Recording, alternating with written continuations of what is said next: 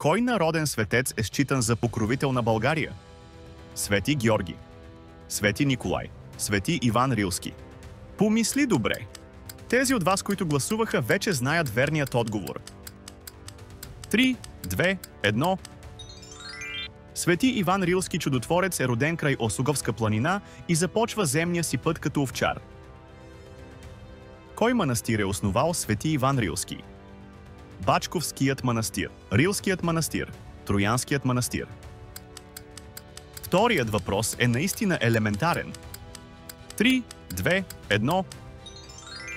Ето го и третият въпрос, подготвен от любознателното жирафче. Коя е най-известната му добродетел според преданията?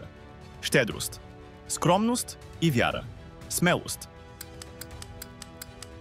Натисни пауза, ако ти трябва още време. 3, 2, 1.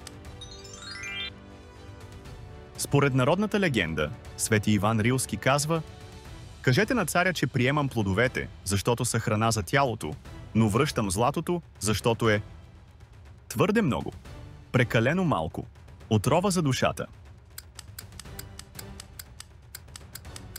И така, жирафчета, кой от вас има отговор на този въпрос?